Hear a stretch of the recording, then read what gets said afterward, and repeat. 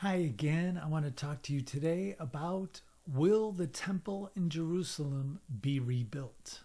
This is a big topic here. A lot of people talk about the temple being rebuilt.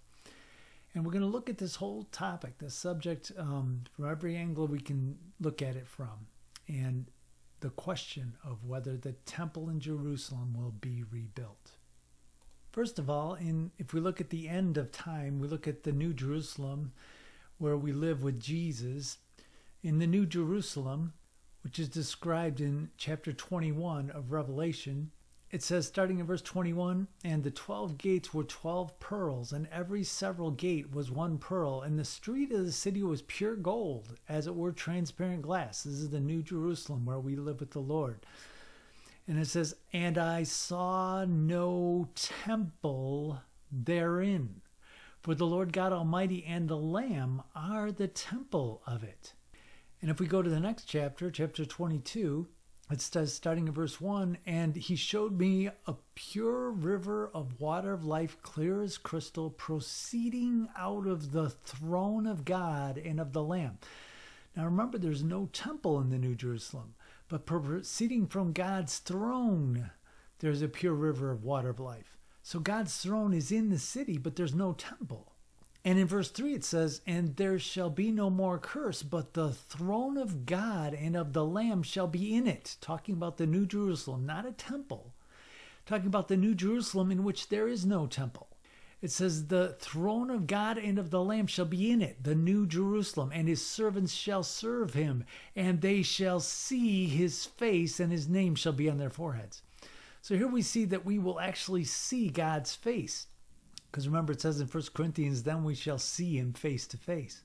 There's no reason for a separate temple for God. God's throne will be right there in the city. And the river of water life will flow out from his throne. And his throne will not be in the temple, it'll be in the city. There is no temple. There's no temple in this city. "And there shall be no night there, and they shall need no candle, neither the light of the sun, for the Lord God gives them light, and they shall reign forever and ever." So this New Jerusalem doesn't even need the sun or the moon, because God provides the light, and his throne is there in the city, not in a temple. There's no temple in the city. God's throne is directly in the city. In the New Jerusalem, which comes down out of heaven after the day of the Lord, and where Jesus reigns for 1,000 years, and then after that reigns forever, that New Jerusalem, there's no temple. There is no temple. And remember, at the time of the rapture, we see in chapter 6 that the heaven, the firmament, is removed. The stars of heaven fell to the earth, and the heaven, the firmament, departed as a scroll when it was rolled together. And as I explained last week, the firmament covers the earth. And the earth is God's footstool. And the firmament is where God's throne sits above it. The earth is his footstool. The sea of glass is before God's throne. The heaven departed as a scroll when it was rolled together. That's the firmament. Remember in chapter 4, where it describes God's throne, it says in verse 2, "And immediately I was in the Spirit, and behold, a throne was set in heaven, and one sat on the throne." Here's the throne of God. In verse 6, "And before the throne there was a sea of glass like unto crystal." So before God's throne there was a sea of glass like unto crystal. That is the firmament, because we know that the earth is God's footstool. We're told in a couple different places in the Old Testament that the earth is his footstool. In other words, we are before God's throne. God's throne is above the earth, because the earth is his footstool. So in chapter 6, we see that when the firmament, the heaven, departs as a scroll when it's rolled together, God's temple is visible in heaven, because he has a temple in heaven that's above the earth. In Revelation chapter 11, when it talks about the day of the Lord, it talks about, in verse 19, "The temple of God was opened in heaven, and there was seen in his temple the ark of his testament." Okay, so this is after the rapture and before the day of the Lord. This is right at the day of the Lord here. The temple of God was opened in heaven, and there was seen. There was seen in his temple the ark of his testament. In other words, the temple of God was visible after the rapture and up until the day of the Lord. So after the rapture and up until the day of the Lord, God's temple is visible. There was seen in his temple the ark of his testament. How could it be seen unless the temple of God was visible?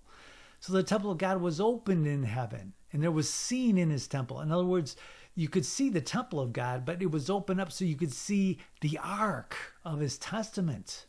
You couldn't see that up until now, until the day of the Lord. Then you could see the ark of the testament.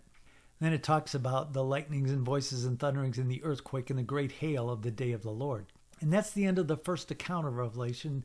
The first account, remember, ends at chapter 11. The second one ends at chapter 16. And then a full account of the day of the Lord is given in chapter 19. But in chapter 20 of Revelation, we see that God's throne is still in heaven at the end of the millennium, when the nations gather to fight against Jesus, who's reigning from the New Jerusalem. They went upon the breadth of the earth, and they compassed the camp of the saints round about in the beloved city, and fire came down from God out of heaven and devoured them. So God's temple was still in heaven up until the end of the millennium. And then in verse 11, I saw the great white throne and him that sat on it, and from whose face the earth and the heaven fled away. So notice that the heaven fled away. So the heaven is not there anymore. At this point, God's throne comes down to the earth. He comes down, and we see that his throne is in the New Jerusalem, and there's no temple. It plainly tells us there's no temple. And then we see the great white throne judgment, and whosoever's name was not found written in the book of life was thrown into the lake of fire. So we see that it's after the 1,000-year reign of Jesus on the earth that God comes to live with us in the New Jerusalem. Once again, in the New Jerusalem, in chapter 21, verse 22, and I saw no temple therein, for the Lord God Almighty and the Lamb are the temple of it. So there's no temple in the New Jerusalem. And yet God's throne is clearly stated as being there. It tells us earlier in chapter 21, and starting at verse 2, it says, And I, John, saw the holy city, the New Jerusalem, coming down from God out of heaven, prepared as a bride adorned for her husband. This is the New Jerusalem. And I heard a great voice out of heaven saying, Behold, the tabernacle of God is with men, and he will dwell with them. So you see here that there's no temple in the New Jerusalem. God actually dwells with us, and his throne is in the city. There's no temple. So we only see a couple references to the temple of God in Revelation. And one of them was there where we saw that the temple of God was open in heaven, there in chapter 11, talking about the day of the Lord. And then at the other account of the day of the Lord, in chapter 16, we see in the end of the second account of the day of the Lord that the seventh angel poured out his vial in the air, and there came a great voice out of the temple of heaven and from the throne.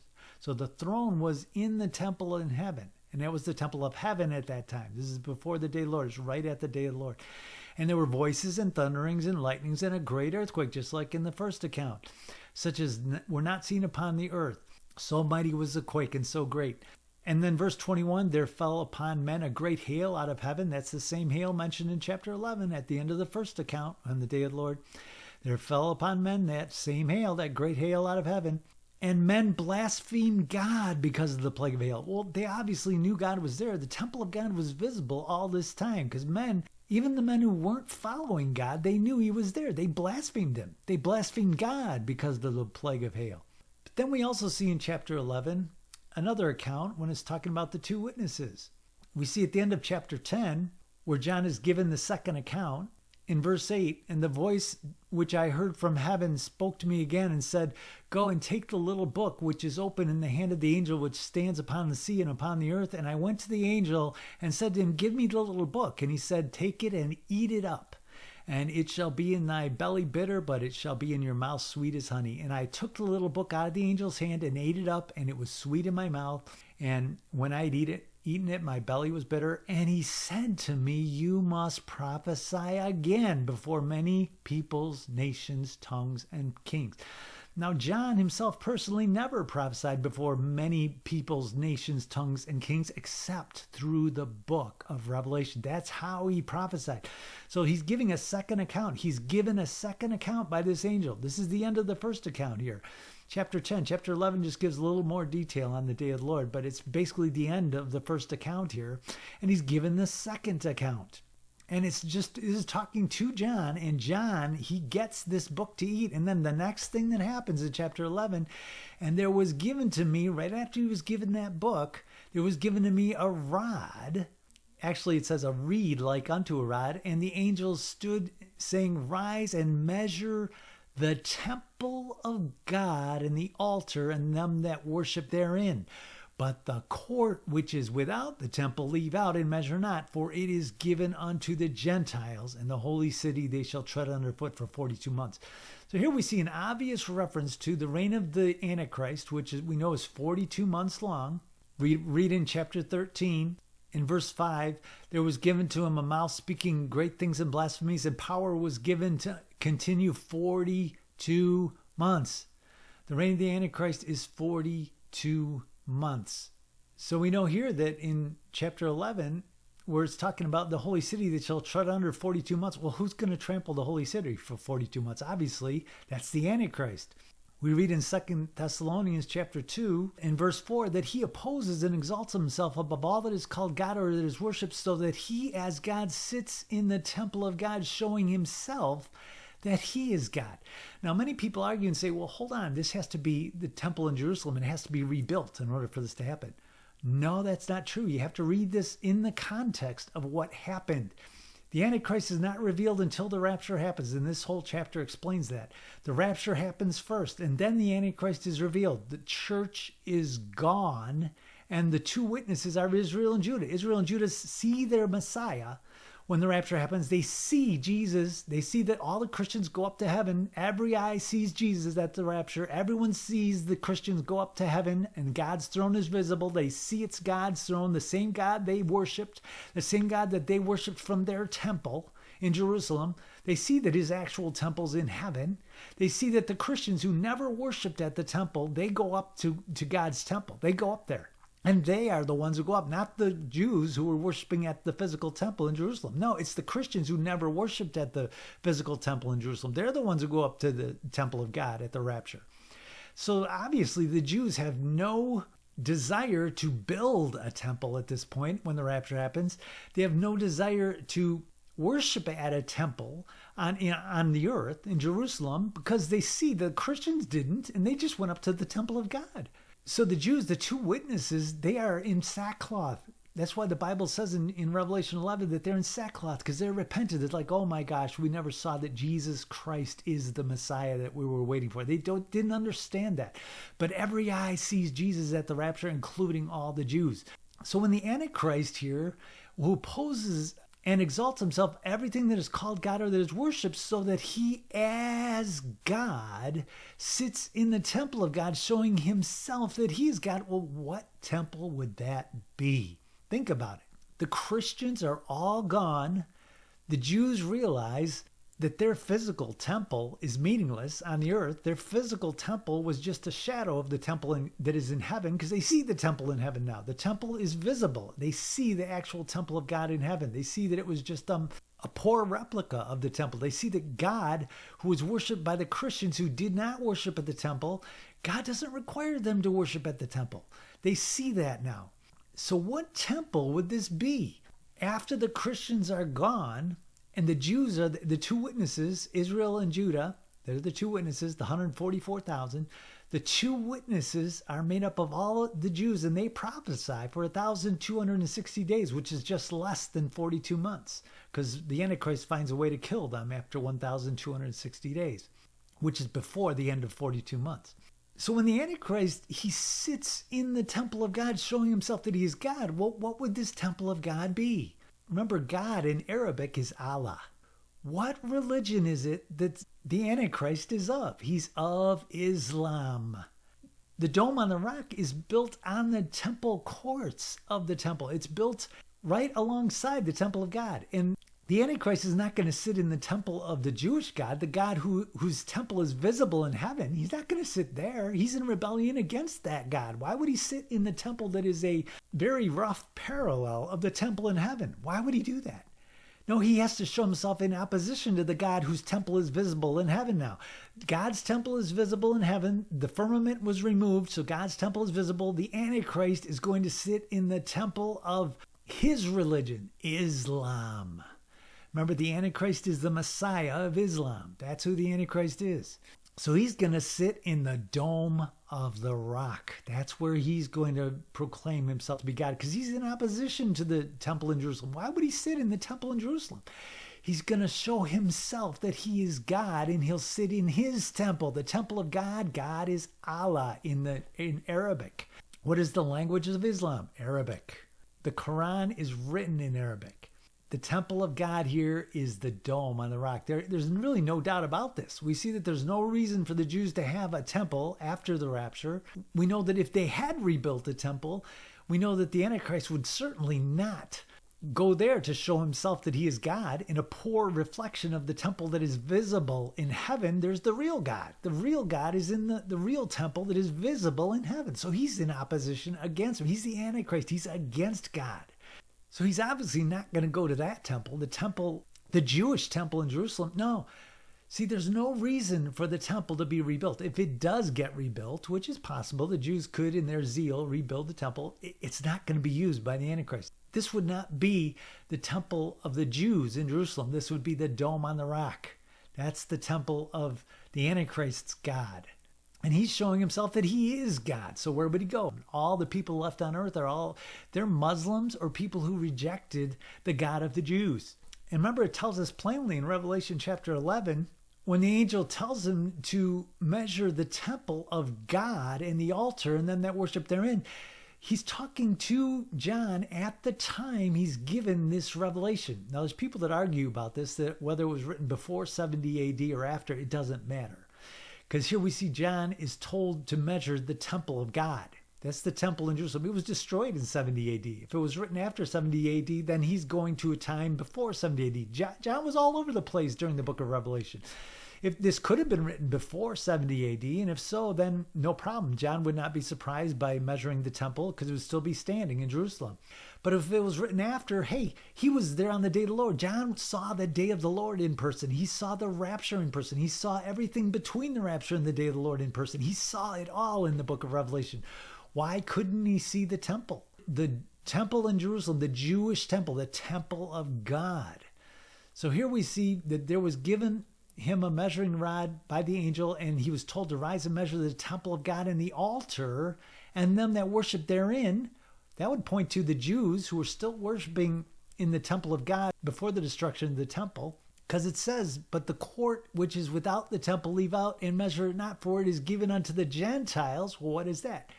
That's the dome on the rock. Where is it? That's in the temple court. That's in the site of the court of the temple. It's not on the actual temple site. It's on the site of the court of the temple. So, but the court that is without the temple leave out. Remember, the dome on the rock wasn't there yet. Dome on the rock wasn't built till 691 AD. But he says, don't measure the court without the temple. Don't measure that. Measure the temple of God, the actual temple of God. Don't measure the area outside of the temple. Measure it not, for it is given to the Gentiles. And the holy city there shall tread under 42 months. What is 42 months? That's the length of the Antichrist's reign. Where does the Antichrist reign from? The dome on the rock. He's in opposition to God. He doesn't reign from the Jewish temple. That's the last place where the Antichrist would want to be associated with. The real temple of God is in heaven, and it's visible at this point. So there are a number of subjects associated with this, and a bunch of misinterpretations of the Bible where people say, well, the abomination of desolation is the stopping of the sacrifice in a new temple. Well, that's not true. We know there's only 3.5 years left of Daniel's 70 weeks of years, because the first 3.5 years were Jesus' ministry. That is told us plainly in the book of Daniel. If we see Daniel chapter 9, it tells us exactly what the 70 weeks of years are. It says in verse 24, 70 weeks are determined upon thy people and thy holy city. It's for the Jews and Jerusalem. That's who the 70 weeks are for. They're not for Christians. And we know that in verse 25, that from the going forth of the command to restore and rebuild Jerusalem till Messiah the Prince shall be 69 weeks of years. And the street shall be built again, and the wall, and even in troublous times. That was done. This is historical fact. It was rebuilt in troublous times. And we know that from the going forth of the commandment by Artaxerxes in 457 BC to restore and rebuild Jerusalem until Messiah the Prince was exactly 483 years. Jesus' ministry began in 27 AD, which is exactly to the year 483 years after Artaxerxes' commandment to restore and rebuild Jerusalem in 457 BC. Remember, there's no year zero, so it's exactly 483 years. So yeah, there shall be 483 years. And in that time, the temple was rebuilt in troublous times. And after the 62 weeks, which were after the first 7 weeks, in other words, after all 69 weeks of years, after the 483 years, Messiah shall be cut off. Wouldn't you know? 3.5 years after that, Jesus' ministry started in 27 AD, but in 31 he died on the cross. Messiah was cut off, but not for himself. No, for us. For us he was cut off.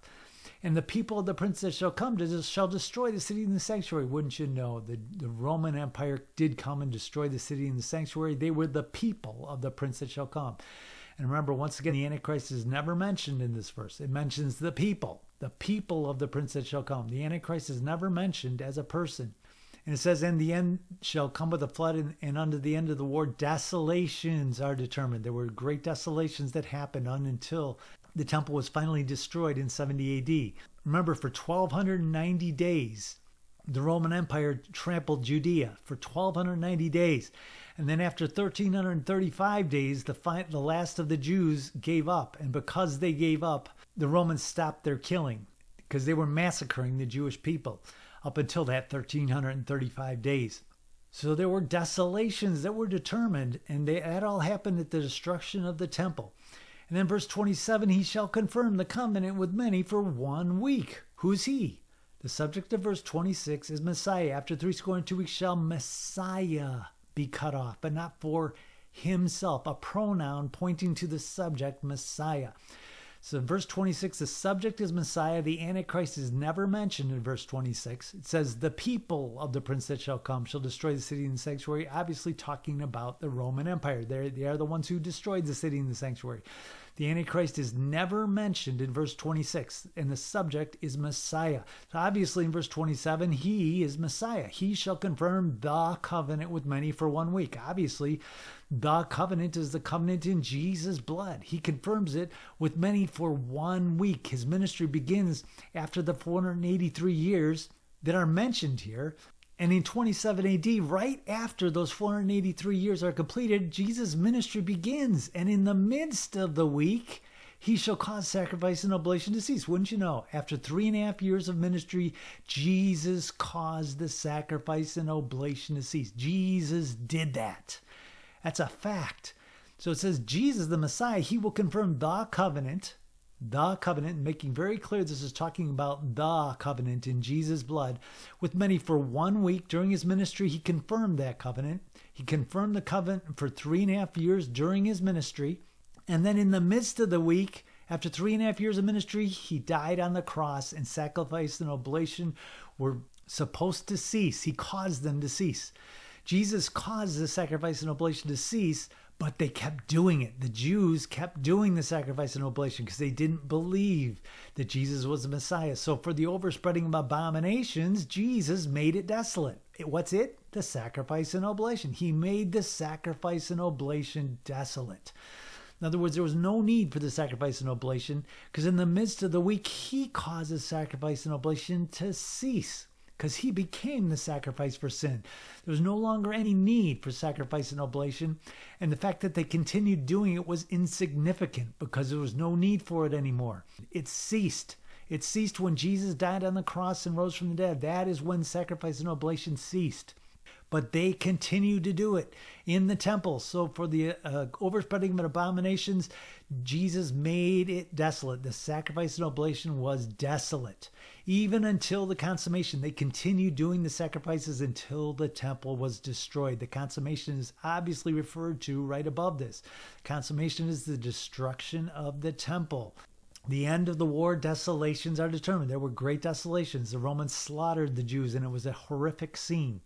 So they continued doing the abomination of doing the sacrifices. They continue to do the desolated sacrifices even until the consummation, and that determined shall be poured upon the desolate. Who are the desolate? That's those who are doing the desolated sacrifices.